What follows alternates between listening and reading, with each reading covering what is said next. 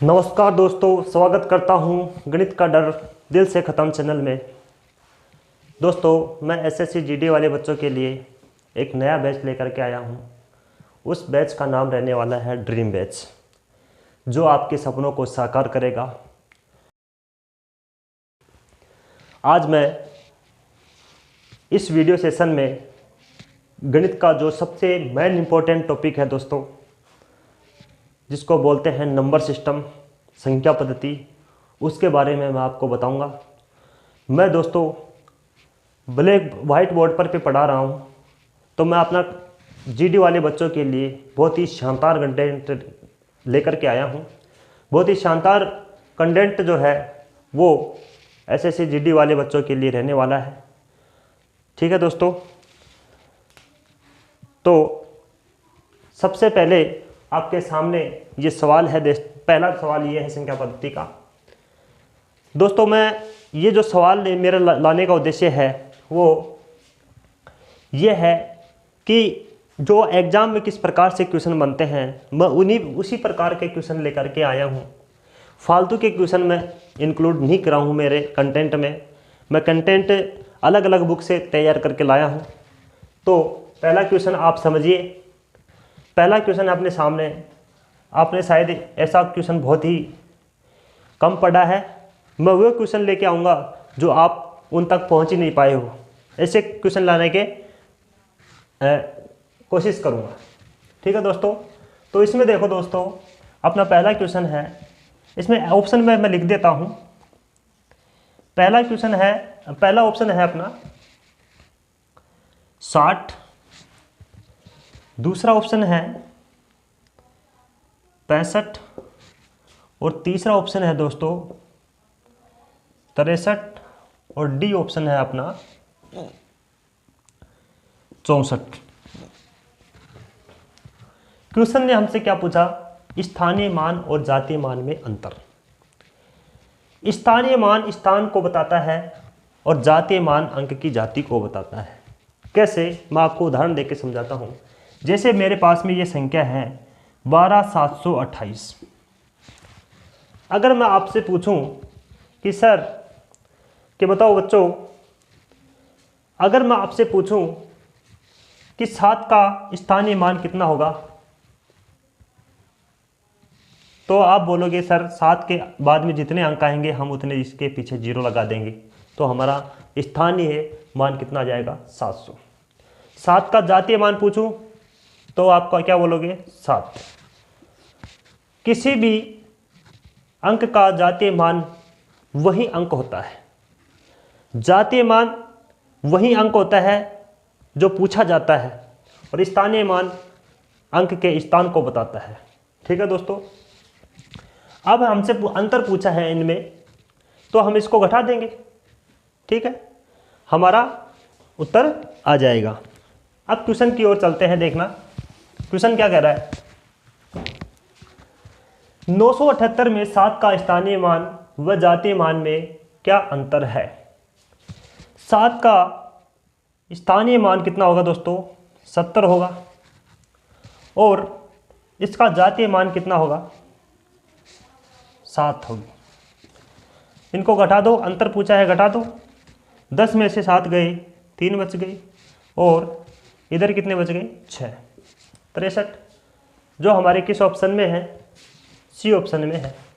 इसका मतलब हमारा सी ऑप्शन बिल्कुल सही जवाब हो जाएगा। उम्मीद करता हूँ ये सवाल आपको बहुत अच्छी तरीके से समझ में आ गया होगा। इसका स्क्रीनशॉट ले लीजिए और अपने स्तर पर इसको समझिए।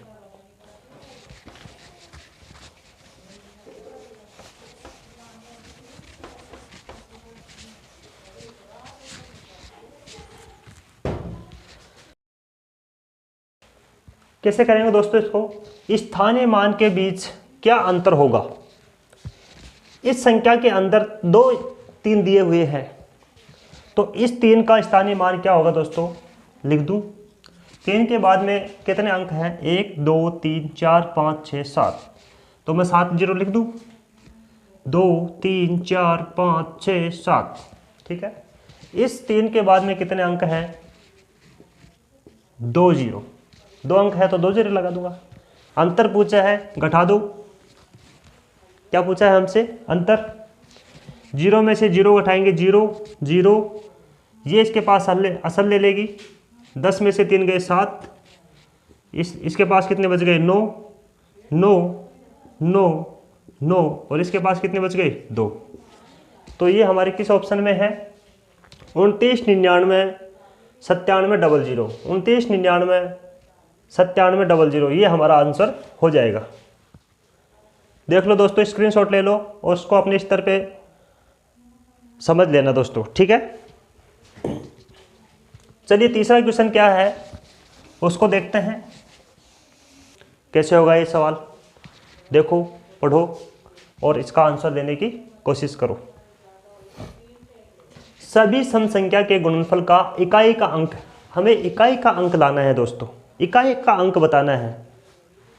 कैसे बताएंगे? सम संख्या हमारी कहाँ से स्टार्ट होती है ये बताओ आप मुझे। तो मैं बता देता हूँ आपको कि सम संख्या 0 से स्टार्ट होती है, गुणा 2 गुणा 4 गुणा 6 गुणा 8 गुणा 10, यही संख्या सम संख्या होती है। Dot dot dot. जब हम इनको आपस में गुणा करेंगे तो इकाई अंक दोस्तों कितना आएगा? 0 आएगा। कैसे? क्योंकि 0 को हम किसी भी सम संख्या से गुणा करेंगे तो हमारा आंसर क्या आएगा? 0 ही आएगा। तो हमारा आंसर क्या होगा? ए ऑप्शन बिल्कुल सही जवाब होगा, ठीक है। पहली बार देख रहे होंगे आप ऐसे क्वेश्चन। चलिए दोस्तों आगे की ओर बढ़ते हैं। तीसरा क्वेश्चन क्या है मेरे पास उसको समझते हैं।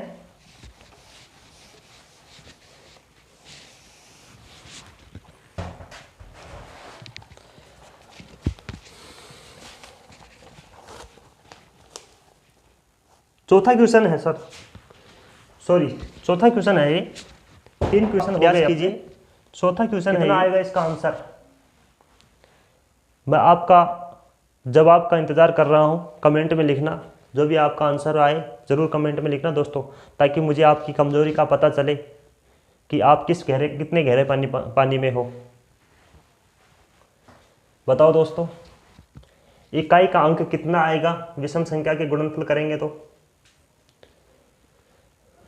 चलो मैं बता देता हूं। विषम संख्या जो है हमारी 1 से स्टार्ट होती है।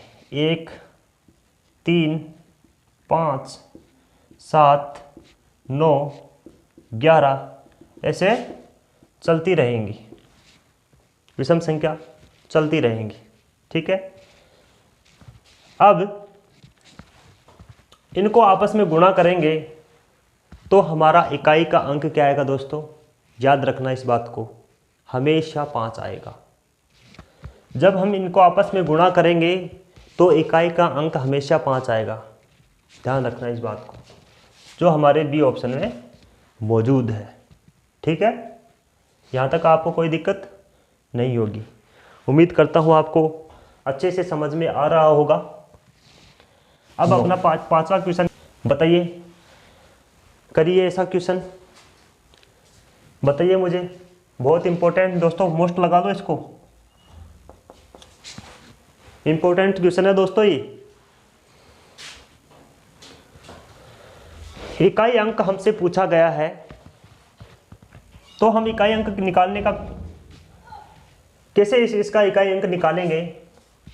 जब एग्जाम में हमसे ये पूछा जाए, इसका मतलब तो ये होता है दोस्तों कि 12 34 को 102 बार गुणा करेंगे, फिर उसको प्लस करेंगे, और 31 24 को 103 बार गुणा करेंगे और फिर उनको जोड़ेंगे, तब हमारा इसका इकाई का अंक आने वाला है। क्या ये संभव है क्या? मुझे तो संभव नहीं लगता, क्योंकि हम एग्जाम में अगर इस तरीके का क्वेश्चन करना बैठ जाएंगे तो हमारे पास में जितना टाइम 2 घंटे का दिया हुआ होता है, किसी हर मैक्सिमम समझो आपके कंपटीशन के युग में लगभग 2 घंटे या 3 घंटे दिया जाता है बस। तो हमारे को इसको सॉल्व करने में 3 घंटे तो लग ही जाएंगे। तो क्या हम पूरे पेपर को कैसे करेंगे उसको समझो किस तरीके से। इसमें ट्रिक फॉलो करता हूं मैं। कैसे होगा कि इसका इकाई का अंक कितना है दोस्तों? 4। इसका इकाई का अंक कितना है? 4। 4 है, 4 है इकाई का अंक, ठीक है। 102 में हम 4 का भाग देंगे, कितने का भाग देंगे दोस्तों? 4 का। कितने का भाग देंगे? 4 का भाग देंगे। 4 का क्यों देंगे? अब आप पूछोगे सर हम 4 का ही क्यों देते हो भाग, 5 का क्यों नहीं देते, 4 का क्यों नहीं देते, 3 का क्यों नहीं देते? क्योंकि दोस्तों कि गणित की सबसे छोटी भाज्य संख्या कौन सी होती है? 4 होती है, इसलिए हम इनमें किसका भाग देंगे? 4 का। जब हम इसमें 4 का भाग देंगे तो हमारे पास में शेष कितना बचेगा? 2। शेष को हम इसकी घात लगा देंगे, इस अंक की यहाँ क्या लगा देंगे? घात लगा देंगे। इसमें 4 का भाग देंगे तो हमारे पास में 3 शेष बचेगा। कितना बचेगा? 3। अब इसको सोल्व कर दो। 4 चौक 16 प्लस 4 को 3 बार गुणा करेंगे, मल्टीपल करेंगे तो कितना जाएगा? 4 चौक 16, 16 चौक 64, 64। अब इनमें इकाई का अंक जोड़ दो, प्लस का साइन है। 6 और 4 कितना हुआ दोस्तों? 10। तो इसमें इकाई का अंक क्या है? 0। तो हमारा आंसर क्या आएगा? 0। उम्मीद करता हूँ ये सवाल भी आपको समझ में आ गया होगा। मुझे लगता है यहाँ तक आपको कोई दिक्कत नहीं आ रही होगी। ठीक है दोस्तों, मिटा दूँ, स्क्रीनशॉट ले लो एक बार, इसको समझ लो। ओके, ये ऑप्शन है दोस्तों। ये क्वेश्चन उस स्टूडेंट को आएगा, ये क्वेश्चन वो स्टूडेंट कर सकता है जिसको भाजकता के नियम पता है। नो का जिसको भाजकता का नियम पता है वो स्टूडेंट इस क्वेश्चन को आसानी से कर लेगा। कैसे? नो की भाजकता क्या है दोस्तों कि संख्या के अंकों को जब जोड़ते हैं और जब उसमें 9 का भाग चला जाएगा तो वही संख्या हमारा आंसर होगी। ठीक है, तो समझो इसको। 5 और 6 11 और 11 और 2 13 और 2 15, 15 में 9 का भाग जाता है क्या? नहीं जाता। 8 और 9 17, 17 और 4 21, 21 और 4 25 और 30, 5 30। तो क्या 30 में 9 का भाग जाता है क्या? नहीं जाता। इसको देखते हैं, इसका मतलब ये भी हमारा आंसर नहीं हो सकता, ये भी हमारा आंसर नहीं हो सकता। इसको चेक करते हैं। 4 और 9 13, 13 और 6 19, 19 और 5 24, 24 और 3 27, 27 में तो 9 का भाग चला जाता है, तो हमारा ये आंसर बिल्कुल सही होगा। ठीक है दोस्तों। अच्छा जी, अगर हमसे 9 की जगह 3 की भाजकता पूछ लेता, इस 3 की भाजकता पूछ लेता, तब भी हमारा आंसर सही होता। क्यों? क्योंकि 3 की भाजकता भी यही है कि संख्या के अंकों को जोड़ दो और जो आए उसमें 3 का अगर पूरा पूरा भाग चला जाएगा तो उस पूरी संख्या में 3 का भाग पूरा पूरा चला जाएगा। ये था 3 की भाजकता का नियम। ठीक है, अब मैं आपको एक एक करके सारे बता देता हूँ। 2 की भाजकता का नियम क्या है? जिसके इकाई का अंक, जिस संख्या का इकाई का अंक 0, 2, 4, 6, 8 यानी सम संख्या में हो, उस संख्या में 2 का पूरा पूरा भाग चला जाता है। ठीक है, 3 का मैंने बता दिया। 4 का देखो, संख्या के कोई भी संख्या है उसके जो इकाई और दहाई, पीछे से इकाई और दहाई के अंकों में जब 4 का भाग चला जाता है तो वह पूरी संख्या 4 से विभाजित हो जाएगी। समझ गए?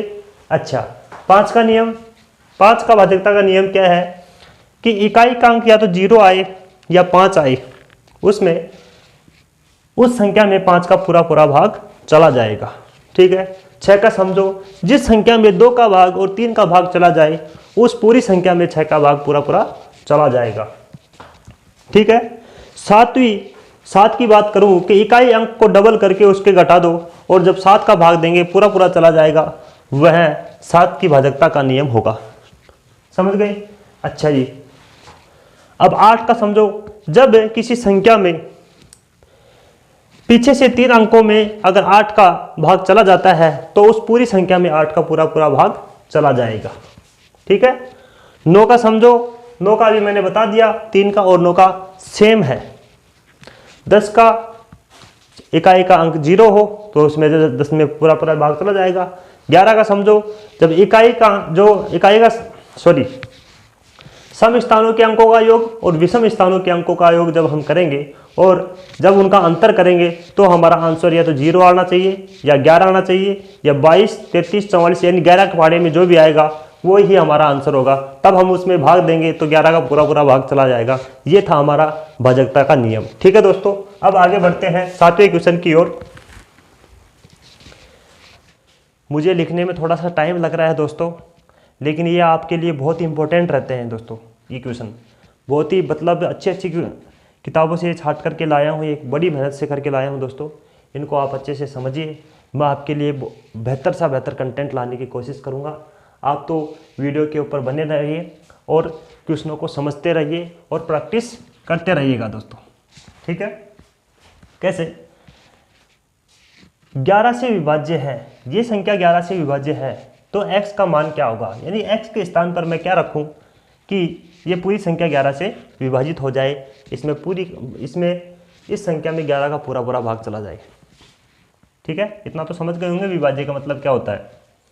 अच्छा, तो मैं अगर x के स्थान पर 2 मान लूँ, इस x के स्थान पर कितना मान लूँ 2, और अब देखूं कि 11 का भाग जाता है क्या इसमें, तो कैसे पता करेंगे कि एक को गोला कर लेंगे, एक को छोड़ देंगे, एक को गोला कर लेंगे, एक को छोड़ देंगे। ठीक है, 2, 4 और 1 और 6 और 1 7, इधर तो आ जाएगा 7। ठीक है, इनको जोड़ेंगे तो कितना जाएगा 10। सम स्थानों के अंकों को जोड़ेंगे और विषम स्थानों के अंकों को जोड़ेंगे और इनका जब अंतर 0 आए 11 आए तब तो उसमें 11 का भाग पूरा पूरा चला जाएगा, अन्यथा वो हमारा आंसर नहीं होगा। तो 10 में से 7 गए, 3 बच गए, तो इसका मतलब ये तो हमारा आंसर नहीं होगा। अब हम 5 को रखते हैं। ये माइंड में सोचने की बात है दोस्तों, और ऑप्शन से जितना हल करोगे उतना बेटर रहोगे दोस्तों। ठीक है, और ये क्वेश्चन भी ऑप्शन से ही होने वाला है, इसके लिए कोई ट्रिक कोई फॉर्मूला नहीं है। अगर हम अभी इसके अंदर 5 रखें, x की जगह कितना रखें दोस्तों 5 रख के देखूं, मैं 5 रख के देखूं तो इसका नियम क्या है, विषम स्थानों के अंकों का योग और सम स्थानों के अंकों का योग। जब इनका योग करूंगा कितना जाएगा 10, और इनका योग करूंगा कितना जाएगा 10, घटाऊंगा 0 आ जाएगा, बिल्कुल 0 आएगा। इसका मतलब हमारा इसमें इस संख्या में पूरा पूरा भाग चला जाएगा, यानी कि इस ऑप्शन की जब हम इस ऑप्शन का जब अंक इसमें रखूंगा तो 11 का पूरा पूरा भाग चला जाएगा, चाहे आप देख लेना। ठीक है दोस्तों, बिल्कुल चला जाएगा पूरा पूरा भाग, और डी हमारा ऑप्शन बिल्कुल करेक्ट हो जाएगा। उम्मीद करता हूँ समझ में आ गया होगा। चलिए अगले क्वेश्चन की ओर चलते हैं। 8वां क्वेश्चन क्या है दोस्तों अपना ठीक है दोस्तों, इसके अंदर हमें दिमाग लगाना पड़ेगा। आप इसको करके देखिए अपने स्तर पर, बहुत ही इंपॉर्टेंट क्वेश्चन है दोस्तों, IMP क्वेश्चन है दोस्तों, जीडी के लिए, स्पेशल जीडी के लिए बहुत ही इंपॉर्टेंट क्वेश्चन है दोस्तों। और इस क्वेश्चन के अंदर टाइम लगने वाला है, इस क्वेश्चन के अंदर टाइम लगने वाला है, और एग्जाम में ऐसा ही क्वेश्चन आते हैं ताकि स्टूडेंट उलझन में पड़े और टाइम खर्च कर दे। ठीक है, इसी को तो कंपटीशन बोलते हैं, जो कम समय में ज़्यादा क्वेश्चन करे उसका ही तो सिलेक्शन होता है।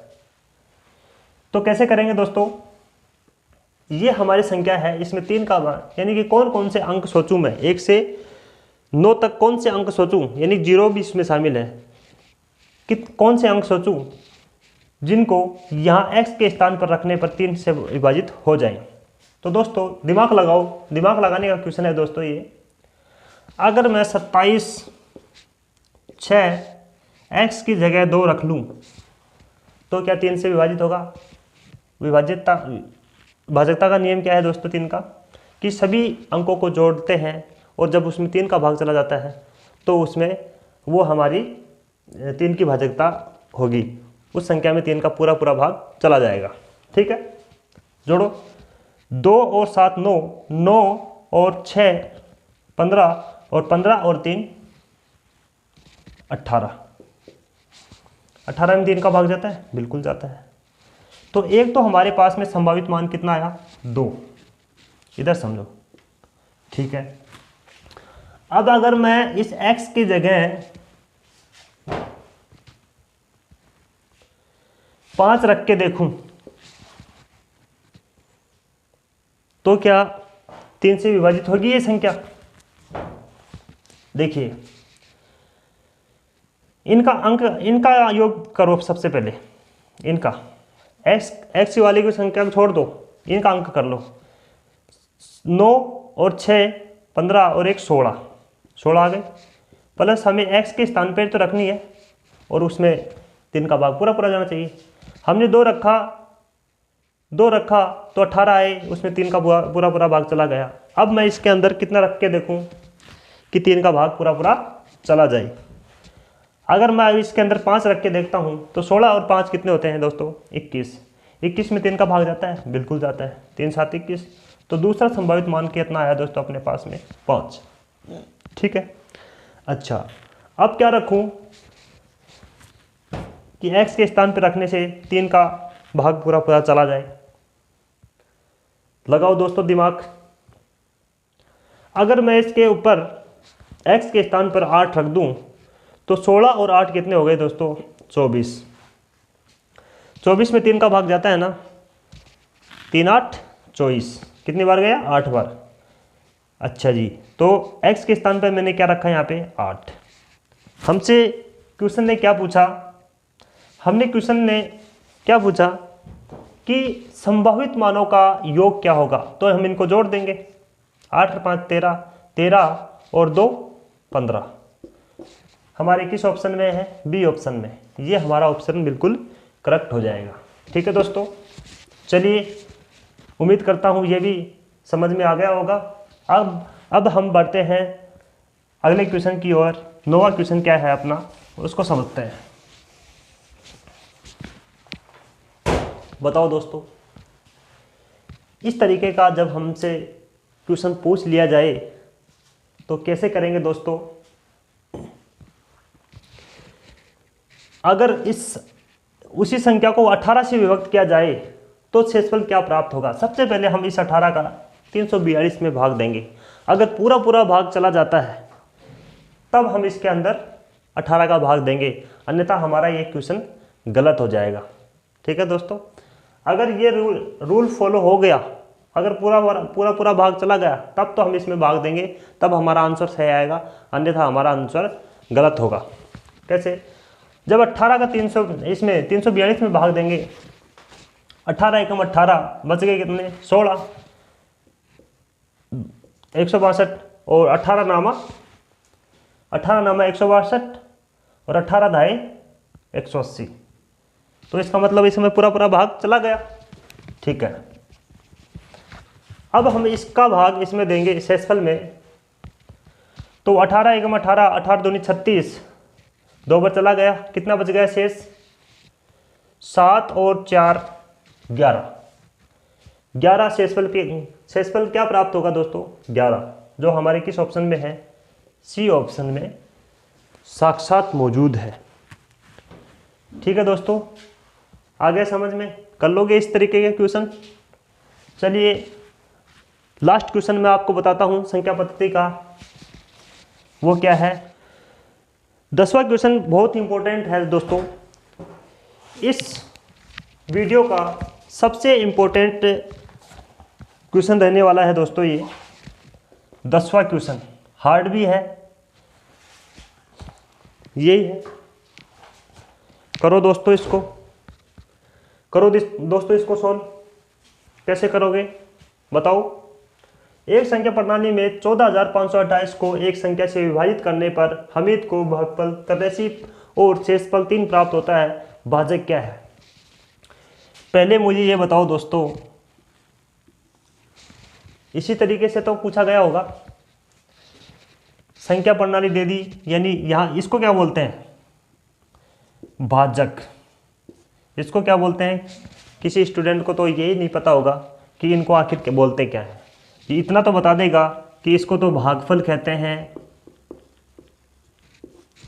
और यहाँ पे जो आता है वो शेषफल आता है, और इसको क्या कहेंगे, भाज्य। हमसे पूछा क्या है दोस्तों, ये पूछा है भाजक। इसका फॉर्मूला समझो, भाज्य बराबर भाजक गुणा भागफल